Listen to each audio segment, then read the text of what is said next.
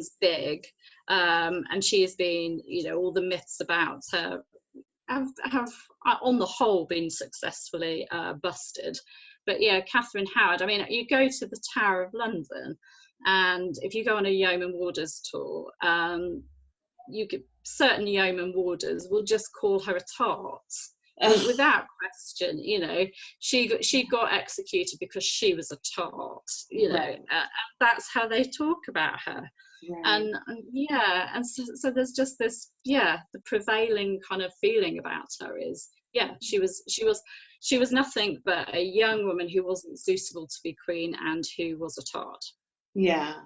And then at the same time, there's also this whole other side with the ideas of sexual abuse and or like just everything with that. So it seems like there's so many times with women, you're either put into like the Madonna or the whore syndrome, and it seems like Catherine kind of fits in too. Definitely. I think in trying and attempting to rehabilitate her, she's been made into this victim of, you know, child molestation, you know, sexual abuse, rape and manipulation, but then in sort of putting her, well, not on a pedestal, but in making her a victim, you then maligned the men in her story. Right. You know, Henry Mannix, who was her music teacher, who you know, Gareth Russell in his book Young and Damned and Fair points out that Henry Mannix was probably a similar age,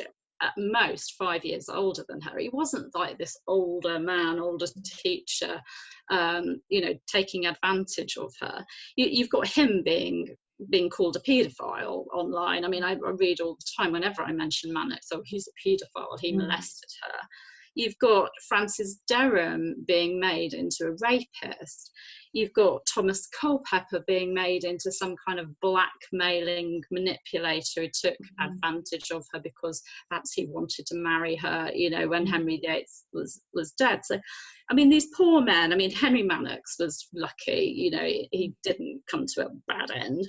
But you've got, you know, Thomas Culpeper was imprisoned and beheaded. Francis Derham, poor Derham, suffered the full traitor's death. I mean, if you've watched Gunpowder, you see being hanged, drawn and quartered in, you know, vivid detail, exactly what hanging, drawing and quartering did. And yet, you know, these men went through so much, and yet their names are being blackened while we rehabilitate Catherine. And yet, I mean, it's Rita Warnick that really brought this, popularised this idea in her book Wicked Women. She did a chapter on Catherine Howard, and then Conor Byrne sort of ran with it in his book on Catherine, A New History. But actually, I don't think there is much, you know, evidence to back up this idea of these men preying on the victim, Catherine Howard. I think also making her a victim sort of takes away from her story and takes away from her as well.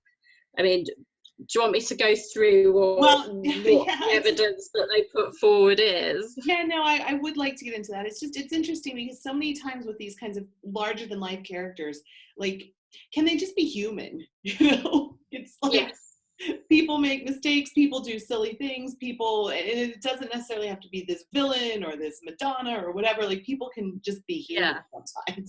Yeah, there is this tendency, I think, with us to treat these people like fictional characters and to just sort them into goodies and baddies, you know, saints and sinners. And as you say, the women are either Madonnas or whores. You know, we either put them on a pedestal or we think that they're just absolutely awful. There's no... We can't seem to cope with in-betweens and just thinking that people are normal with their good points and their bad points. Right. So then, let's go through what do you think of this idea that she was the victim of rape? And well, to put it politely, poppycock. That's a polite word for it. I mean, Yeah, Mannix is painted by Retha Warnick in her work as a man that was taking advantage of his position in the Dowager Duchess's household. This was the Dowager Duchess of Norfolk, Agnes Tilney, who ran this household. Katherine Howard was one of the maidens who was part of the household that was brought up and educated there, and slept in a dormitory. It sounds like a kind of boarding school kind of, And why was she there? Can you explain a little bit about why she was there with her step-grandmother? Oh, that's a tough one. It was quite normal for people for families to send their children to other households to be brought up. I mean, that's why you had kind of wards in the Tudor period. Like Lady Jane Grey, for example, was a ward of Thomas Seymour and went to live with him and Catherine Parr.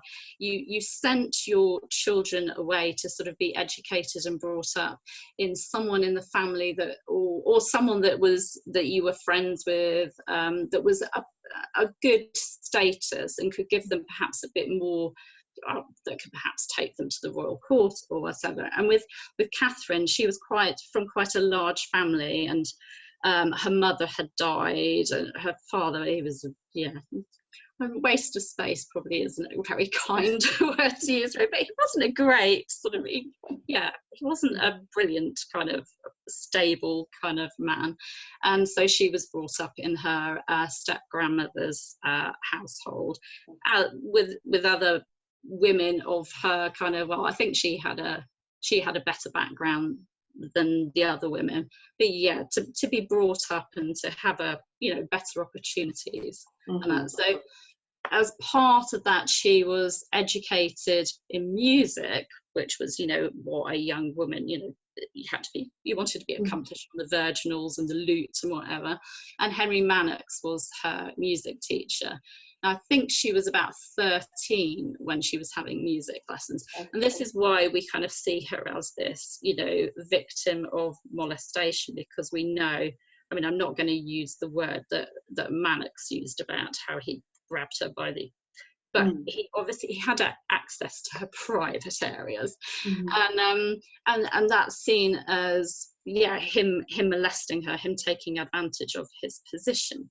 But what Retha Warnick doesn't explain, Cronenberg mentions this as well, but what they don't explain is what Gareth Russell points out in his biography of Katherine Howard, which I have got to give a shout out to. It's a very dear friend, and it is a fantastic book. Mm-hmm. He points out that Katherine wouldn't have been alone with Mannix during her music lessons. It's not like today where we just perhaps send our child off to a music lesson. They have one-on-one time with their music teacher. She had two music teachers, Mannix and I think he's called Barnes. And she had a chaperone. So there's absolutely no way that Mannix could have taken, advantage of her at their music lessons. Mm-hmm. And we know from what was said by other people in the household, and in fact we know from the Dowager Duchess kind of herself, that Mannix and Katherine met for their flirtations outside of lessons. I think the Dowager Duchess caught them by the chapel, kissing, sitting there kissing. Mm-hmm. And I mean, Katherine was high status, she was a Howard, and if Mannix was acting inappropriately in a way that she didn't want, all she'd have to do is go to her step-grandmother and tell her, or tell someone else in the household, and Mannix would be, he'd be out the door, because you don't mess with, a Howard girl. So I just, it's Mannix. It's so unfair. He was probably a very similar age to her, and it was a flirtation. And yes, they did go quite far, not all the way, but fooling around, I think Gareth Russell calls it. They were fooling around in corners around the house. Yeah. And it's interesting because when you say that, there's kind of two things that I think of is we tend to forget that the age of consent then was like 12, right? Mm-hmm. So to think that she was this young, innocent girl, that's like our modern ideas putting that on them, because she would have been old enough to consent at that point, right? And also, I mean, I think back to my school days, there were, you know, girls in my year at 13 who were fooling around with boys who were a few years older. Right. You know, even today it's yeah, it's not great. You know, the parents, if they found out, wouldn't like it, but it It happens. happens, You yeah. know? So And yeah, I mean, also, she would have been seen as a woman, you know, not a child. right.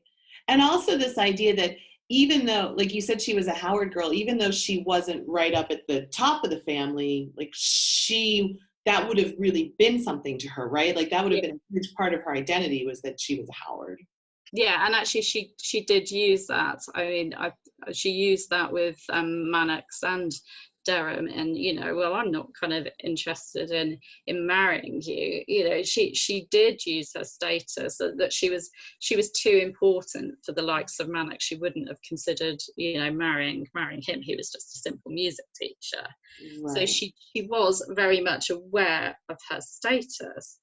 But then, and yeah, you've got then Warwick and Byrne both seeing Derham sort of coming into the household and hearing about her relationship with Mannix. I mean, Francis Derham was part of the Dowager Duchess's household. He was employed by the Dowager Duchess, and they sort of present him as hearing about, you know, this guy fooling around with Catherine, knowing that Catherine is easy, you know, she's an easy mark, she's easy prey, and him then, you know, preying on her.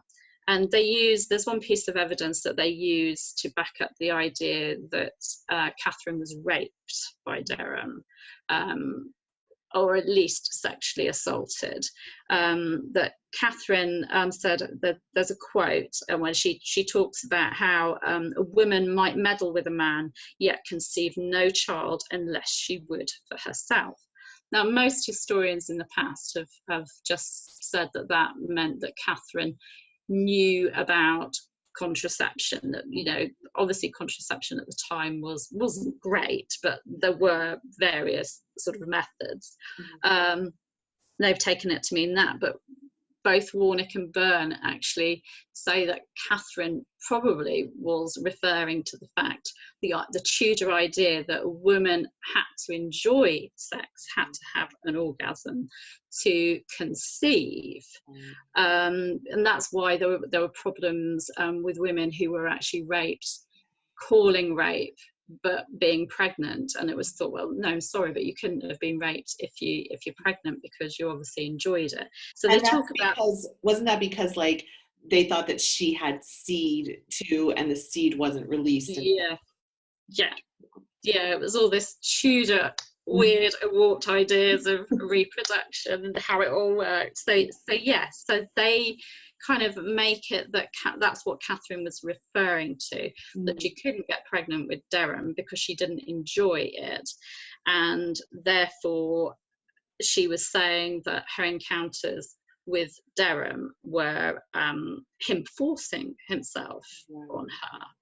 And then you've got Culpeper. I mean, they write of Culpeper as bribing Lady Rochford Jane Boleyn, you know, to organise meetings, and then Culpeper using his knowledge of Catherine's past to blackmail her. So you get Derham being a rapist. You've got Culpeper being a blackmailer, but I mean, I don't believe that she was abused or blackmailed at all. I mean, Gareth Russell writes that the theory regarding Catherine being the victim of this repeated sexual abuse, you know, from these three men, I mean, how awful that would be if it was true. But he says it can only be sustained by either willful or accidental ignorance of almost every piece of relevant surviving evidence. I mean, he's quite scathing about it. So yeah, as I said, Mannix seems to have been just fooling around. I can't see how it can be made into a paedophile. And then you've got Derham. I mean, there were these interrogations in 1541, you know, when Henry VIII found out that she'd got this colourful past, that, you know, John Lascelles had gone to the Privy Council, you know, to make these accusations that he'd heard from his sister, who'd been part of the household with Catherine. there were these investigations. Members of the household were interrogated, interrogated really, really in detail. And not one of them talks about Derham raping Katherine. I mean, these girls lived in a dormitory, and not only that, they didn't have their own bed. They shared a bed. And you've got one of the girls that had to share a bed with Katherine got so fed up of Derham and Katherine having sex and being noisy. She talks about their puffing and blowing. Yeah. She got so fed up with it every night that she actually asked another girl to swap beds with her. Now, she would have raised the alarm if, you know, a male from the household was raping the Dowager Duchess's step-granddaughter. So let's back up a little. And no one complains. No one says that, oh, Katherine's being raped every night by Derham. So can you tell me a little bit about who Derham was and where he comes into the picture? Because it kind of sometimes gets confusing too with these men, and where does Derham come in, and Culpeper, and so who's Derham and where does he enter the? He was employed by the Dowager Duchess. He's not a man being brought up. He's not a child or, you know, a young teen being brought up by the Dowager Duchess. He's actually being employed by her in a kind of administrative role. But yeah, he's having access to the dormitory with this. The girls like to have some of the girls were well behaved, and some of them like to have men from the household come into the dormitory at night for fun, and you can just imagine it, midnight feasts and a little bit more. And so they were given keys. So yeah, he was an employee. Katherine was a member of the household being brought up there.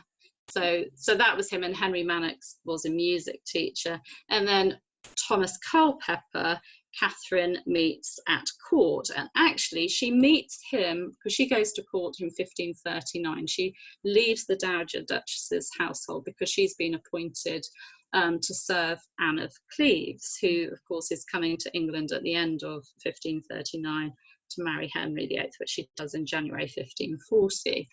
And so Katherine is chosen as a maid of honour. She meets Culpeper in late 1539, and they have a flirtation, exactly like Catherine Parr did with Thomas Seymour before she married Henry VIII. There's a flirtation going on, but actually that flirtation, that relationship then fizzles out because of Culpeper. He actually becomes involved with another woman, and Katherine kind of gets quite annoyed about this. You know, Culpeper is moving on. But then obviously Katherine then marries Henry VIII, who again he's always called a paedophile as well, and that just shows no understanding of how ages were viewed in Tudor times. And yeah, I know Katherine was young, but it's a bit far to say that Henry VIII was a paedophile marrying her. So she then marries Henry VIII, and sorry, now my cat's meowing really loudly. And we then have Culpeper coming back into play. He's a groom of the Privy Chamber. He's a servant of the king, someone that's very, very close to the king. And we have, this is why I can't believe that Thomas Culpeper is this predator, this manipulator, this blackmailer, because it is Katherine that instigates their contact again. I think it was, no, you can't have anything, Kat. I think it's on Maundy Thursday, I think it is, Easter 1541. She's queen. Culpeper's agreement with the Privy Chamber. She actually gets Lady Rochford, that's Chamberlain, to arrange a meeting between Katherine and Culpeper. So we have Katherine being the aggressor, being the instigator, and he comes to meet her, and Katherine gives him a gift. She gives him, I think, a velvet cap, and begs him to hide it when he's on his way back to his chambers so that nobody will see that he's been given a gift by her. So she flirts with him, and his response is kind of to tease her, and actually he doesn't react in the way that she wants him to, which kind of annoys her.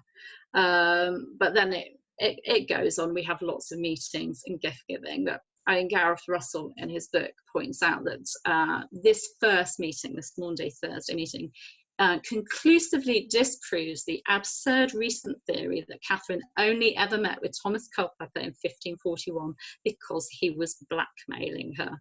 Mm-hmm. Culpeper had moved on. He was having a relationship with another woman. Catherine can't stand that because she's attracted to him. She's the one that tries to bring him back. And I think there's subsequent meetings and there are messages between them, there's meetings. I think on gift giving as well, lots of gift giving. I think they were just meetings of two people that were attracted to each other. I'm not sure that we can make them into romantic Romeo and Juliet type figures or anything. There's probably more lust than love, I'm not quite sure, but they were just two people attracted to each other. I think perhaps they both thought, especially with Culpeper being in the position he was in, that the king hadn't got long to live. I think like Catherine Parr and Thomas Seymour were able to get together after the king died, after having to say goodbye to each other, you know, when the king, you know, latched onto Catherine. I think perhaps it was that kind of thing that there were various times when Henry VIII was married to Catherine when it was thought that he was going to die because I think one of his leg sores, abscesses, it healed over, didn't it? And I think he went black in the face and everything, and they thought he was going to die. And Culpeper would have seen all that because he was the one that was kind of nursing the king, you know, caring for the king. And so he would have thought, I think Henry VIII's on his way out. I could marry the Dowager Queen here. And Catherine probably thought the same, you know, I can get rid of my husband and move on to this younger fella that's much better looking and not so smelly. Doesn't have an abscess on his leg. But it's weird that Henry VIII is also maligned in this way. I mean, I don't want to defend Henry VIII in any way, but you know, you've got the teenage Catherine Howard and the much older Henry VIII, and because of that age difference, he's then seen as a paedophile. And it's just there isn't that in Tudor England. I mean, it was quite normal for that to happen. You had Charles Brandon married Catherine Willoughby, who was so much younger, and in fact they had a very successful and seemingly happy marriage. And girls weren't teenagers, they were girls and then women. They didn't have adolescence really. And an older man, I mean, Catherine, for example, her marrying the king, he was someone that could look after her. She had security. She was queen, for goodness sake. So yeah. So do you think she was unfaithful to Henry, or do you think it was just this meeting and flirtation? I find that really, really hard to answer because you have, they were meeting, and I think Jane Boleyn, Lady Rochford, thought that they were having a sexual relationship. I mean, she talks, I think, about the noises that she heard, and that she was obviously she was outside the door, you know. She was obviously under the impression that they were having a sexual relationship. But I mean, if you think back to sort of, you know, I think back to relationships that I've had, and those early days of a relationship where you want to know everything about them, and I remember staying up all night and just talking. And just because Catherine was hours locked away in, I think it was a privy at one point, you know, but locked away in her chambers with the door locked and with Culpeper, and it's too much of a leap to say they were definitely having a sexual relationship. They could have been chatting, they're fooling around. I mean, Gareth Russell points out that the bit where Catherine says that she knew how to meddle with a man, but, you know, not conceive, that could be talking about how, there are other ways of pleasing a man, and I won't go into detail, and not getting pregnant. And so I think possibly going so far, but not completely all the way. But obviously that is enough. I think if my husband was off doing that with another woman, I'd definitely call that being unfaithful, even though it's not technically. Right. So I think they both denied going all the way in their interrogations. Both of them denied it, but I think Culpeper, wasn't he say that that he meant to do ill with the Queen? Yes, he intended and meant to do ill with the Queen. So he's saying that he hadn't yet, but yeah, it would have happened eventually. So yeah. So it's so interesting when you think about her, because like Anne had just had this downfall, accused of similar stuff just 5 years before, and obviously Katherine was young, and you think, well, okay, when you're a teenager you think it's not going to happen to you and all of that kind of stuff, but why on earth was Jane Boleyn helping with this, and like, can you talk a little bit about that? Yeah, that's another thing that I have huge problems with, because you kind of think, well, Jane was obviously a lot older than Katherine, and you kind of think, yeah, she saw her sister-in-law and her husband, go to their deaths for, on these, what I believe were false charges. Why on earth would she help her mistress, risk that? But yeah, I think you have to remember Jane's position. She was just a lady in waiting. Her job is to jump when the Queen says jump. That was her job. And if the Queen wants to meet with a certain Thomas Culpeper, then you've got to make that happen. But I actually asked Julia Fox about this. Julia Fox has written this brilliant biography of Jane Boleyn, which I would really recommend to everyone. It's one of those books where the notes section is just as important as the book itself. It is fabulous, meticulously researched and referenced. But I actually asked her, I was lucky enough to have dinner with Julia Fox on a tour that we did. And I actually asked her point blank, why on earth would Jane Boleyn do this? Julia Fox said perhaps it's a case of her helping them once and then thinking, well, I've already committed misprision of treason once, therefore, I might as well carry on because I can be, convicted for this. A bit like when you break a diet by having, a chocolate. And you think, well, now it's completely wrecked.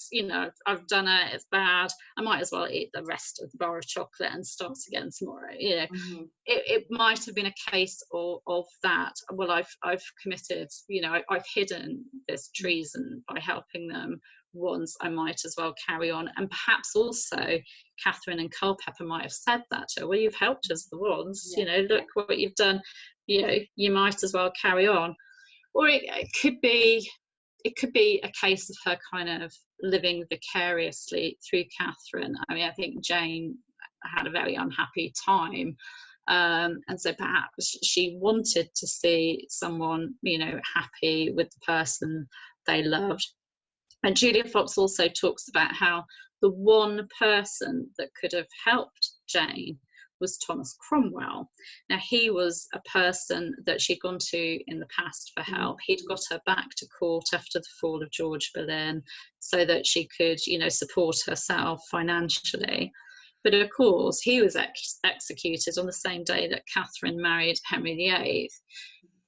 He wasn't there for Jane to kind of go to and sort of ask for help and to say, this is the situation that's going on, So there wasn't anyone perhaps that she trusted to be able to help her.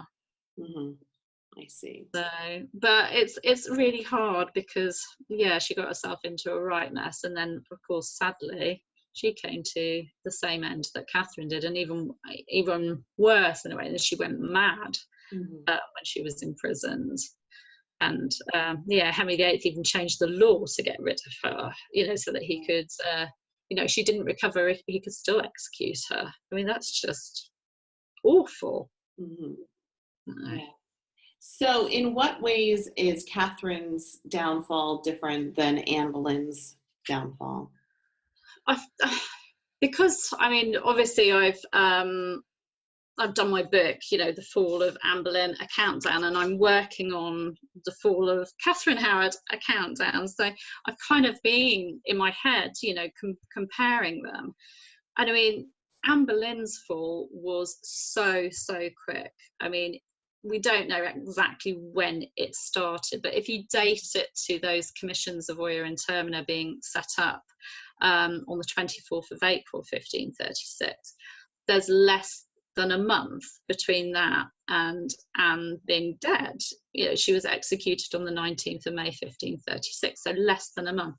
And yet we move forward to, you know, 1541, 1542, to Catherine Howard's fall. Henry VIII found out about Catherine Howard's colourful past in a message from Archbishop Cranmer when he went to church that day, telling him that, you know, Catherine wasn't a virgin. Well, there were allegations that she wasn't a virgin and that she had this colourful past. So Henry VIII at that point orders an investigation, and actually his attitude really at this point is, I think, more of an investigation to prove her innocence, you know, to clear her reputation, than it is to bring Catherine down. There's no hint that he was trying to bring the Queen down. And so that happened on the 2nd of November, and then we have these interrogations going on. Catherine wasn't found guilty until she was found guilty by an Act of Attainder that received royal assent on the 11th of February 1542. Then she was executed on the 13th of February 1542. So you have Anne Boleyn being less than a month, and Catherine Howard being like over 3 months. So you've got one very, very rapid, I mean, still 3 months is quick, but it seems to have been like so much thorough and long and drawn out. So that's one difference we have. But there's also another difference in the king's behaviour, the king's reaction to the falls of his second wife Anne and his fifth wife Katherine. In 1536, following Anne's arrest, Henry VIII, we know from sources that he's off on the river gallivanting with ladies, not just gallivanting with Jane Seymour. She's off. He's removed her out of the way because he doesn't want gossip about her. Doesn't mind having gossip about other ladies, but he doesn't want Jane's reputation being sullied, so he sends her off for a while, and we have him gallivanting with ladies each night. And Chapuis, Eustace Chapuis, the imperial ambassador, noted, "You never saw prince nor man who made greater show of his cuckold spawns or bore them more pleasantly." And that's a very scathing kind of reaction, like, you know, the king doesn't seem to mind having a wife that's committed adultery. He doesn't seem bothered.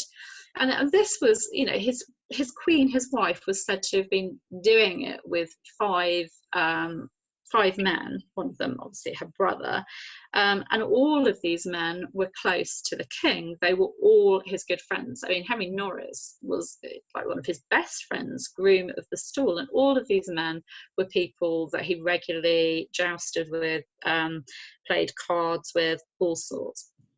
And yet he doesn't seem to be upset. I think there's one example of him crying in front of Henry Fitzroy. I think they were crocodile tears. There's no other example of him being grief-stricken. Yet we move forward to 1541 to Catherine, you know, her colourful past, and then it coming to light that she's been meeting with Culpeper. And you have the king being completely furious and grief-stricken. You've got the French ambassador Marillac writing that this king has changed his love for the queen into hatred and taken such grief at being deceived that of late it was thought he'd gone mad. For he called for a sword to slay her he had loved so much. So he's so angry that he wants to kill the queen himself. He's just furious. And then Chapuis, good old Chapuis, reports, this king has wonderfully felt the case of the queen his wife, and that he has certainly shown greater sorrow and regret at her loss than at the false loss or divorce of his preceding wives. So the way he's reacted over Catherine has been worse than if we add up his reactions to all of his other wives, you know, their deaths, the fall of Anne Boleyn, everything. And we even have him weeping in front of his Privy Council. So, yeah, to me, that is clear evidence that Henry VIII didn't believe that Anne Boleyn was guilty, and that he was part of the plot against her, that he was the instigator of that. That was my personal view, reading into the reactions, and that in 1541, 1542, he was absolutely devastated that this, you know, his young wife, beautiful wife, who obviously adored, he pampered her so much, you know, had done the dirty on him. So very, very different. One very quick, one long and drawn out, and very different reactions from the king. Can you tell me a little bit about how Henry found out with that letter that Cranmer had to leave on his, like, didn't they kind of draw straws to say who had to, like, leave that letter? Yes, it was a case of, sorry, my dog is having a scratch under the desk. The whole desk is vibrating. Yeah, I do feel sorry for the Privy Council at this stage. It was while the king and Catherine were away on their progress to the north. You have John Lascelles, whose sister, Mary Lascelles, who became Mary Hall when she married, she was part of the Dowager Duchess's household, this dormitory of girls. And Mary was a very pious girl. In fact, John Lascelles ends up getting executed with Anne Askew for heresy later. They were Protestants and very, very pious. Mary tells her brother about Catherine's past. She can't sort of keep it to herself, and she says, you know, we don't know exactly what she said, but she obviously said, you know, the Queen's not a virgin, you know, she's not what she appears to be, and he feels that it's his duty to tell the Privy Council. And so he goes to them and he tells them, and they have this meeting. It's like, well, what do we do? You know, who tells the king? And I don't know what they did to figure it out, whether it was drawing straws or whatever, but Archbishop Cranmer drew the short straw. And I don't think he could even, he didn't even have the courage to actually go and be face to face with the king. He sort of put it in a note that was left for the king when he went to, was it All Souls or All Saints? All Souls, I think, the mass that day. He left it in the king's closet for the king to find when he went to church. So yeah, that's how the king found out. And of course then this investigation, and the investigation was very much focused on Catherine's past, but I think it was Durham that sort of brings up Culpeper, you know, well, she's moved on from me now, and you know, and then Thomas Culpeper's name comes up, and of course there's these investigations into that. Of course Henry VIII finds out that, you know, during this royal progress, which you know, he was showing off his queen. He'd just given thanks for his queen. He just told a bishop to especially give thanks for, you know, this jewel of womanhood, this amazing wife and queen he had. Just done that, and then he finds this. Yeah. So, yeah. Is the story true that she screaming for him and he wouldn't see her, like when he was leaving chapel or something? And is that, well, there's the idea that the haunted gallery at Hampton Court Palace, which you know, if you do a guided tour of Hampton Court Palace at all, you're kind of shown the haunted gallery, and you're told that Catherine's ghost haunts this place, and quite a few people have had sort of spooky experiences in it. And there's this idea that Catherine managed to escape, because she was guarded at Hampton Court Palace, kept to her chambers before she was moved to Sion, and then obviously on to the Tower just before her execution. But she was kept to her chambers while the investigations were going on. But there's this idea that she managed to escape the chambers and go running down the hallway to get to the king, who was supposedly praying, because we know that if people manage to get to the king, that things could be worked out. I mean, lucky Catherine Parr, got wind of the fact that there was a plot against her, managed to see the king, managed to plead her case, and everything was fine.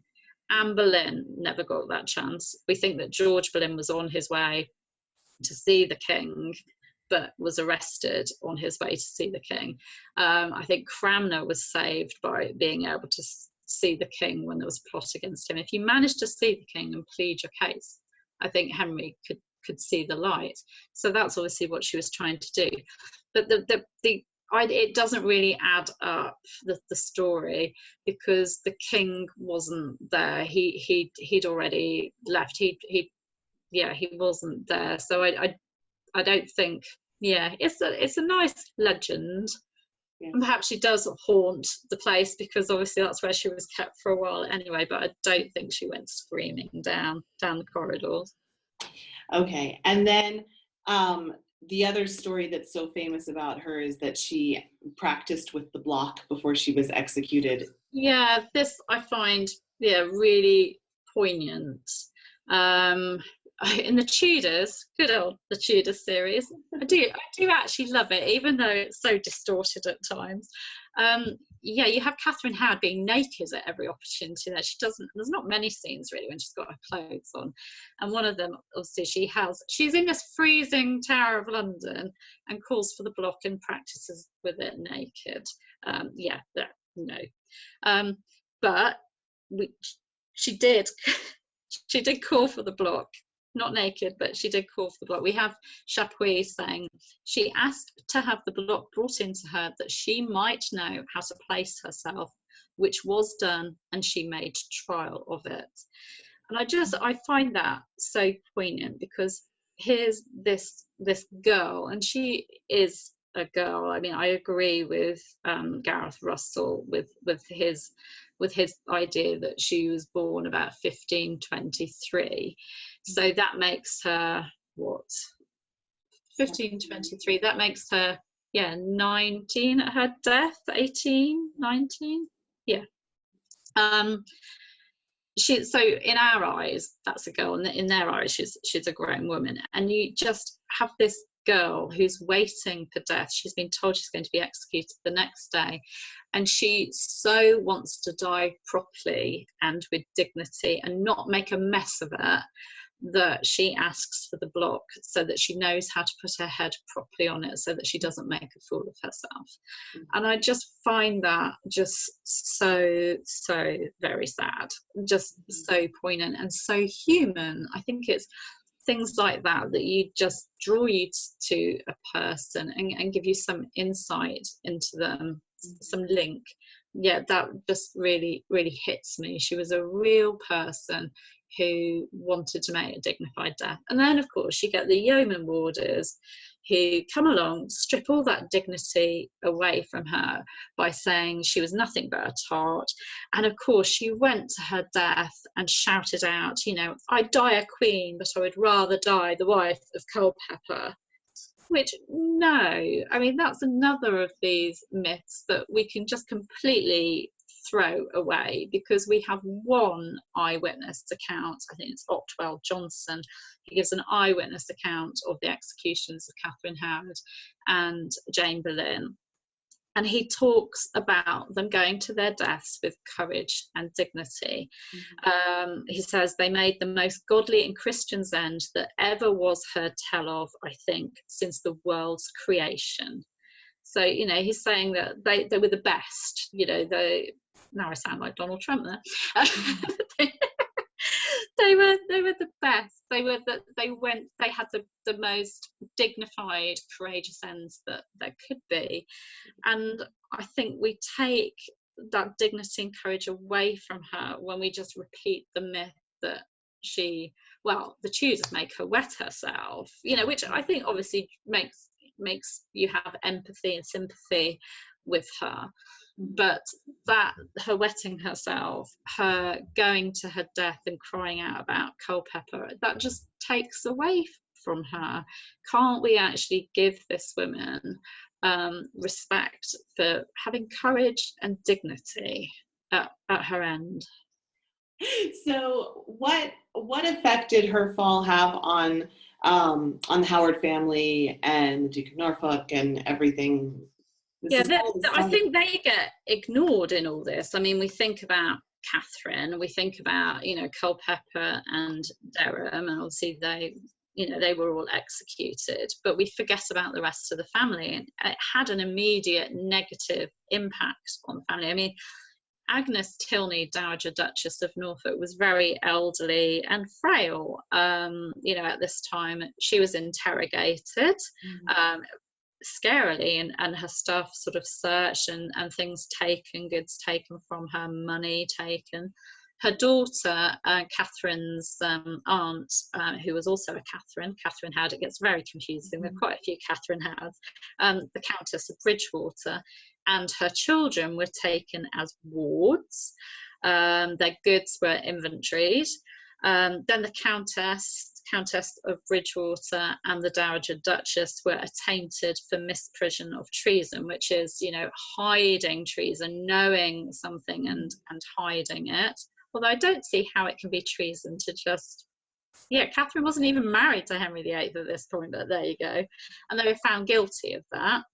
Lord William Howard and his wife and various members, I mean, there's a whole list of names of the Howard and Tilney families. The Tilneys being related to Agnes Tilney, the Dowager Duchess, to the Howards, and various members of their household were tried for misprision of treason and found guilty. They were sentenced to perpetual imprisonment and loss of goods. So there were loads of people. This affected Howard's, Tilneys and their households. Now, they were later pardoned, but it must have been a really scary time for them. I think various of them, the Dowager Duchess included, I think they spent Christmas, in the Tower. And they spent quite a few months in the Tower before being pardoned. So it must have been a scary time for them, especially when you have the news in December of Culpeper and Derham being executed. They must have thought that they were going to follow suit, and then of course Katherine was executed. The Duke of Norfolk, however, he seems to have escaped because he wrote letters distancing himself from the rest of his family and saying that he knew nothing, and those, I have nothing, they're just my relations, and I know nothing. So he managed to escape. He's a slippery one, isn't he? Yeah, I think he was rather slippery. So yes, he managed to escape again. Although obviously later you have him in 1546 sort of being, imprisoned and only getting away with his life because the king then died before he could be executed. So I think he died in his bed, didn't he, as an old man? Yeah. Various members of his family, including his son Henry Howard, being executed. But yes, he got away with it. Good for him. So you have you've sort of debunked some Katherine Howard myths here. Can I just debunk one more? Yes, please. Please. I think this is something actually that Gareth Russell has debunked really well in his book. I've got to get the book. I'll just advertise Gareth Russell here. I think there is this myth as well that Katherine was a completely unsuitable queen, that she was this empty-headed tart that we hear about. I think, she was stupid, she was reckless, she did stupid things, but just because you do stupid things, it doesn't mean that is your whole persona. I mean, we all do completely stupid things at some time or another. But I think she's still she tried to be a good wife to Henry VIII. She tried to be a good queen. And Gareth Russell talks about how the sex and scandal of her story, which is what we think of when we hear the name Catherine Howard, we think of her fall, that takes away, sort of hides one of her great performances of her duty as queen, i.e. her role in the progress to the north, which was very, very important, because this was a time where Henry VIII was going up. You know, there had been the Pilgrimage of Grace rebellion. This was him going north as king to show his authority and to make the north bow down to him and, you know, show their allegiance to him. And Gareth writes that Catherine's job was to appear as a beautiful supporting player, a moon to her husband's sun, reflecting the glory of the crown. So she was there to back up her husband to do a performance, and she performed beautifully. And she also, I mean, the role of a queen at that time, of a queen consort, was to be this intercessor, to mediate between the common people and the king. I mean, we see Catherine of Aragon doing it in, was it the Evil May Day riots, where she, you know, she's pleading for the people to her husband, you know, don't be too brutal and harsh, you know, pardon them. And we see Catherine doing that, and we Anne Boleyn acted as you know, an intercessor.